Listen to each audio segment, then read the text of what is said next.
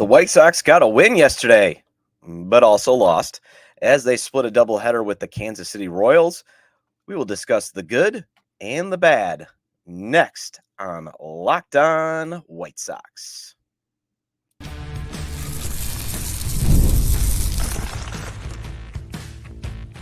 You are Locked On White Sox, your daily Chicago White Sox podcast. Part of the Locked On Podcast Network, your team every day.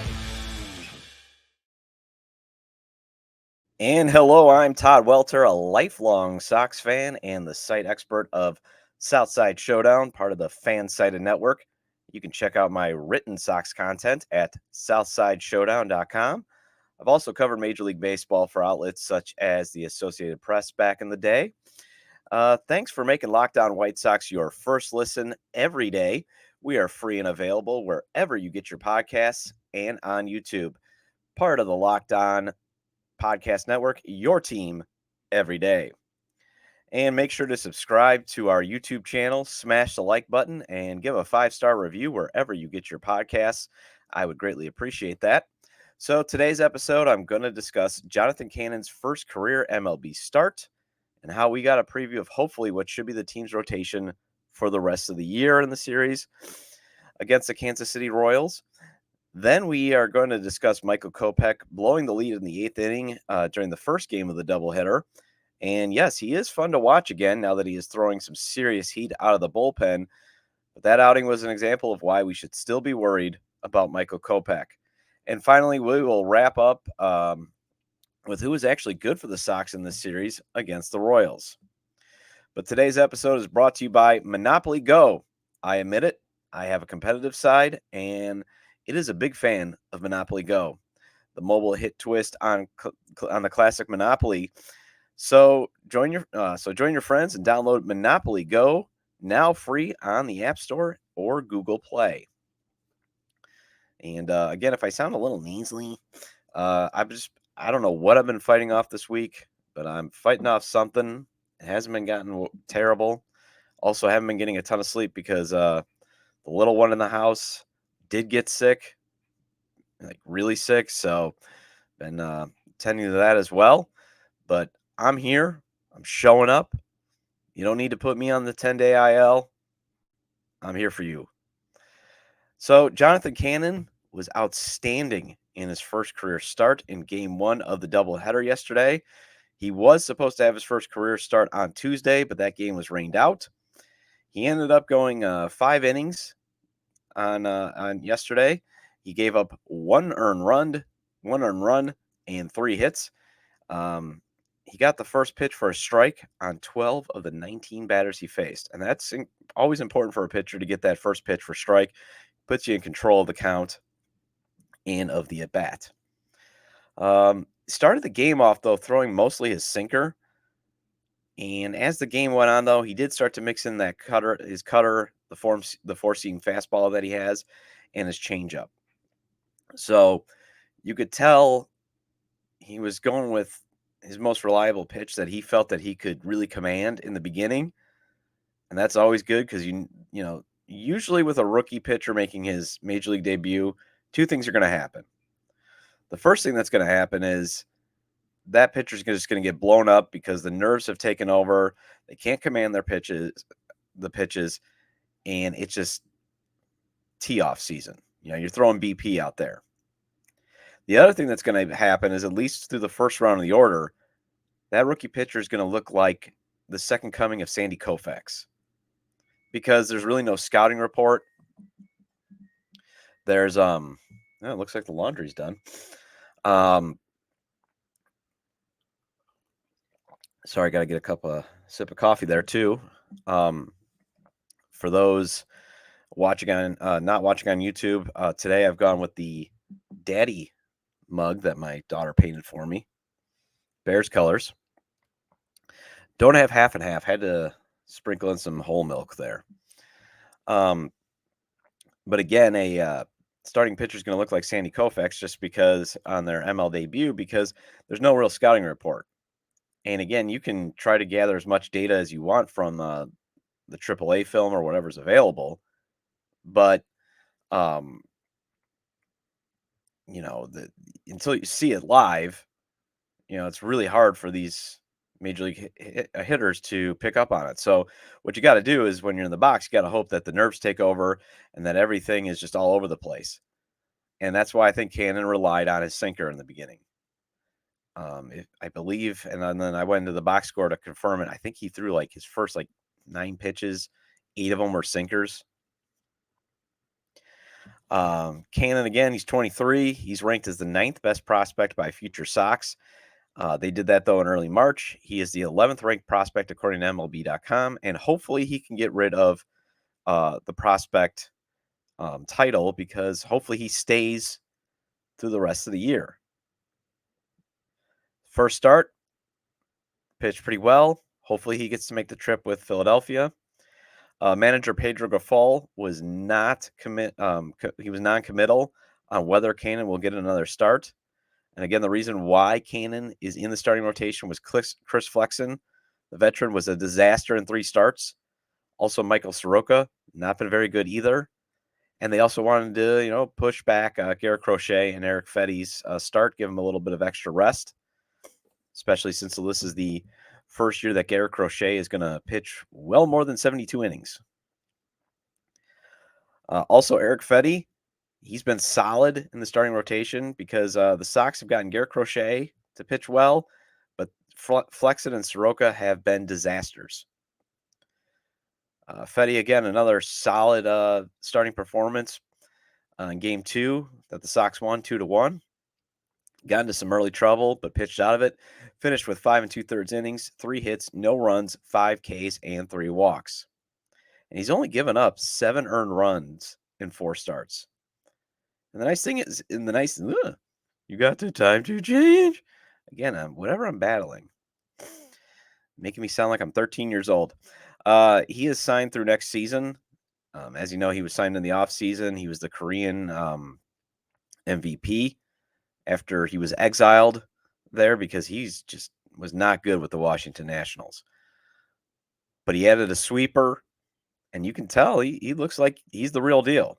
This is all about individual performances this season, not wins and losses. And Eric Fetty, yes, he may be in his early 30s, but if he can show something this year, he's signed through next season, so he can be that bridge 5th starter for you. And maybe, if he's still showing something, you can give him another 2-year deal. But the one thing that we got was a look into what should be the immediate future of the starting rotation. Nick Nastrini, he made his debut on Monday. He was very good. And what needs to be the starting rotation going forward is Garrett Crochet, Fetty, Nastrini, Cannon, and then you can give Michael Soroka a few more starts to try to prove himself. And if he doesn't, then you can bring up Mike Clevenger or Brad Keller. I don't want to see Jonathan Cannon go down and then, hey, here's Mike Clevenger. He's not going to be the savior. Clevenger and Keller and even Touki Toussaint, they need to be those organizational starting depth pieces in case, heaven forbid, an injury happens.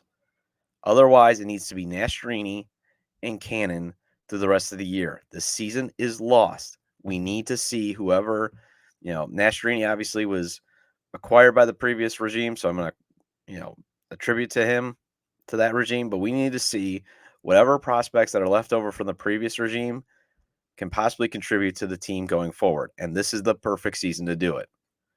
And also, the future does look bright for the starting rotation. You got Drew Thorpe, Uriarte down there. You got Jake Eder, Kai Busch, Noah Schultz, and hopefully he avoids injuries in the minors. Think about it. There is a little bit of hope that the Sox have some young pitching that can eventually come up. And not only that, it's cheap. And we know Jerry Reinsdorf loves cheap. And we'll discuss, about him on tomorrow's show. So speaking of pitching, when we get back next, we're going to discuss Michael Kopech and why, hey, it's great to see him throwing fastballs, but why that might be a cause of concern. And we're going to talk about that next on Locked On White Sox.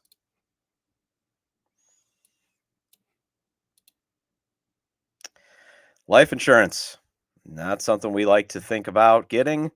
Sometimes we just don't want to put the time into it. But life insurance is important, especially if you're a parent or a caregiver. I know my wife got on me a while back to make sure I have a life insurance policy to make up for the loss of a second income in case something happens to me. And no, she's not trying to off me. At least I don't think she is. But if you do not enjoy the thought of shopping for life insurance, let me introduce you to Policygenius, the country's leading online insurance marketplace. With Policygenius, you can find life insurance policies that start at just $292 per year for $1 million of coverage. Some options offer same-day approval and those unnecessary medical exams. Policygenius helps you compare your options from top companies and their, again, I'm speaking of, hopefully nothing bad is happening to me. But thankfully, I have a life insurance policy. And their team of licensed experts is on hand to help talk you through it. Your work life insurance policy may not offer enough protection for your family's needs. I realize that too. That's why I took out a life insurance policy. Even worse, it may not come with you if you leave your job. So check life insurance off your to-do list in no time with Policygenius. Head to policygenius.com/lockedonmlb or click the link in the description to get your free life insurance quotes and see how much you could save. That's policygenius.com/lockedonmlb.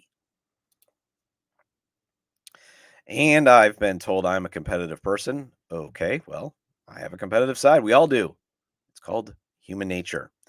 And my competitive side is a big fan of Monopoly Go. I'm sure you've heard of it.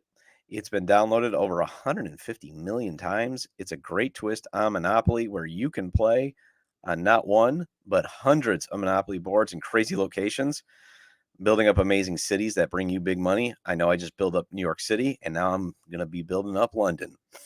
But the best part is messing with my friends. Yeah, I can charge them rent on my iconic properties just like classic Monopoly. But now I can also rob their vaults of riches for myself.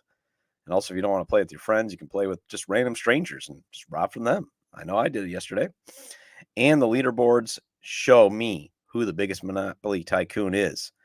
But it's not my competitive side that loves it. You can team up with friends and people all around the world in timed tournaments to earn huge rewards. So get in the game and join your friends.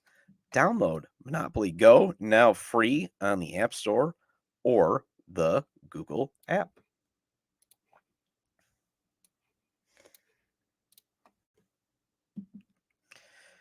And are you watching Fox Sports or ESPN on your TV all day? Have you have to turn down the volume with all that shouting?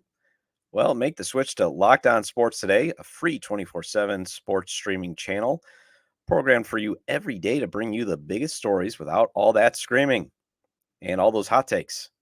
Just rational, sound reasoning here. We're not clickbait here.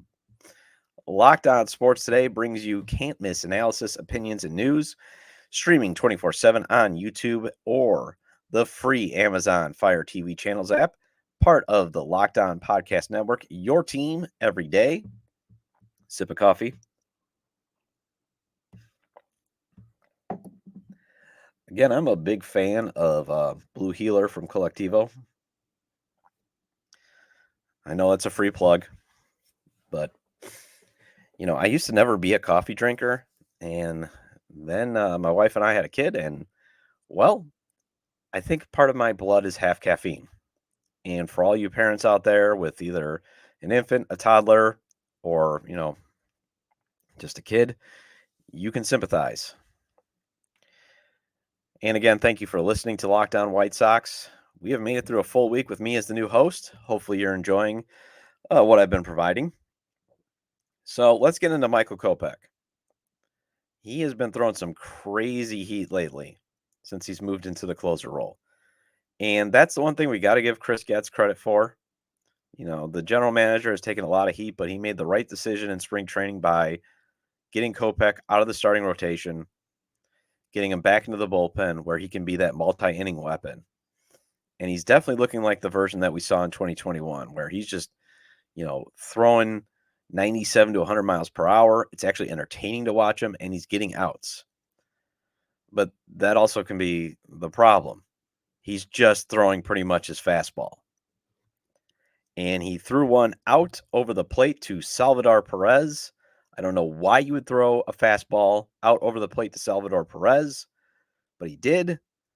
And Salvador Perez crushed a 2-run homer in the first game of the doubleheader, and that gave the Royals a 3-2 lead in the eighth.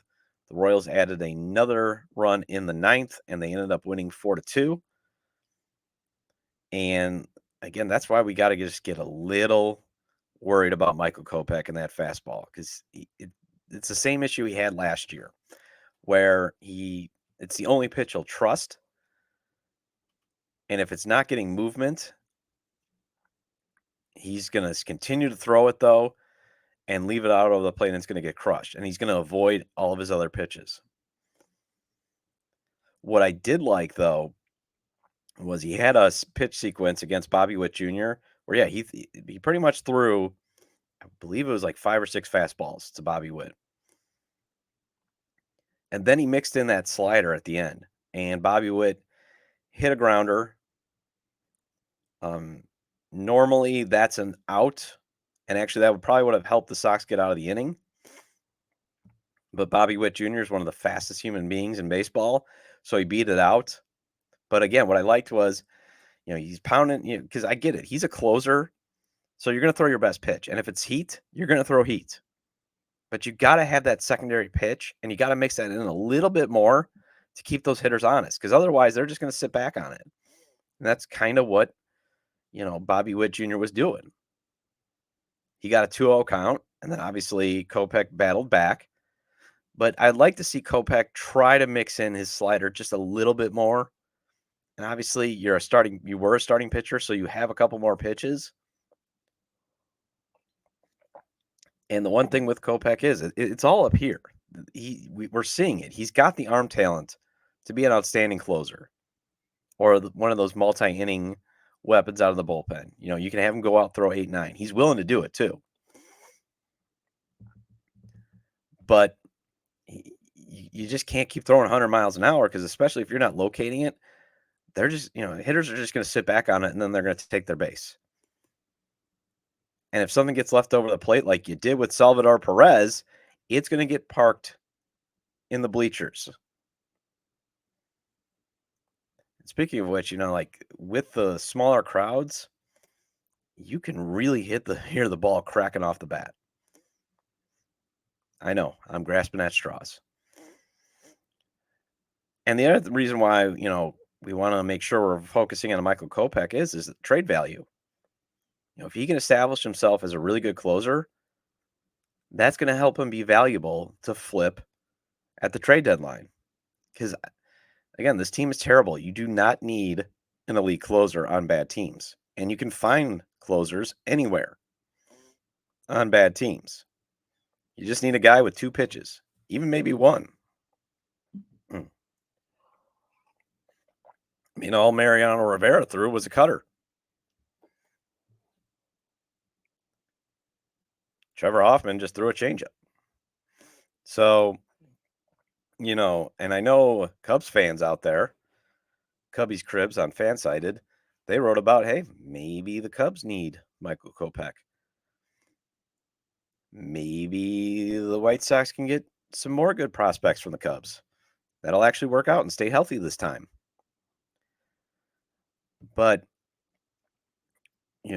that's going to be the worry about Michael Kopech, is he's just going to rely too much on that fastball, and he's going to leave it out over the plate, and it's going to get crushed. And then the Sox are going to lose games. So that's just my worry with Kopech. Otherwise, I thought, besides that one mistake, he's still one of the few players worth watching on this team. So, we've been talking a lot of bad lately. Let's talk some good things. Like, who is good in this series against the Kansas City Royals? And we'll discuss that next on the Locked On White Sox.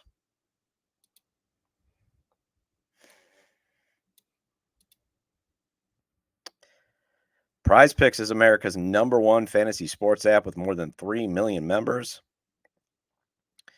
It's the easiest and most exciting way to get in on the action while you watch your favorite sports and players. You just pick more or less on 2 or more player stats and watch the winnings roll in.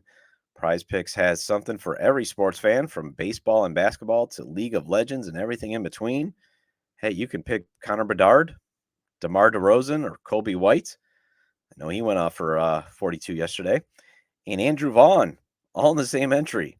Prize Picks is the best way to get action on sports in more than 30 states across the country, including California, Texas, and Georgia. I'm not the greatest at placing entries, but I'm a fan of simplicity. And Prize Picks makes it simple with just more or less. That's all you got to decide. They give you, hey, is Andrew Vaughn going to have 2 hits? You can say more or less. I would be hitting less. I got a buddy who's been telling me how great Prize Picks is because he actually can play in over 30 states. He lives behind the Cheddar Curtain, just near the border, so he can participate using Prize Picks. Download the app today and use code LOCKEDONMLB for a first deposit match up to $100. Again, download the app today and use code LOCKEDONMLB for a first deposit match up to $100. Prize Picks. Pick more. Pick less. It's that easy.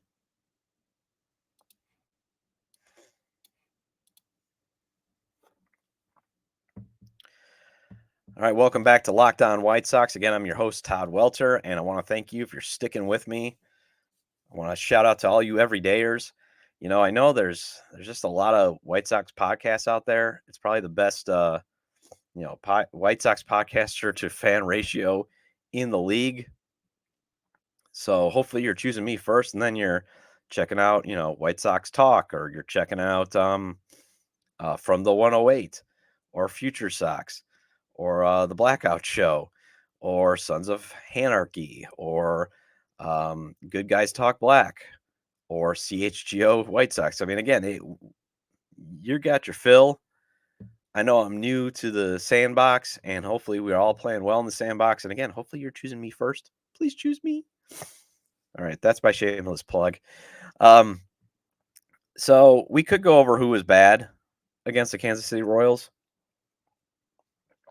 as if the Royals would have won Game 2 in the series, they would have actually won the season series in April. But the Sox did pick up a win. And again, it's been such a bad season. Let's focus on some good. So, I put on my old Comiskey Park shirt. And, I want to go over who was good in this series. And that would be first, Paul DeJong. And if you had Paul DeJong leading the team in home runs on your bingo card, well, you got a random bingo card, because Paul DeJong, he had a 2-run shot in Game 1 of the doubleheader. He also had 5 hits. Ugh. Again, this cold I'm dealing with. I'm sorry that I'm, Peter Bradying you. But Paul DeJong had 5 hits in the doubleheader, including he had that 2-run shot. The Sox only 2 runs in the game in Game 1.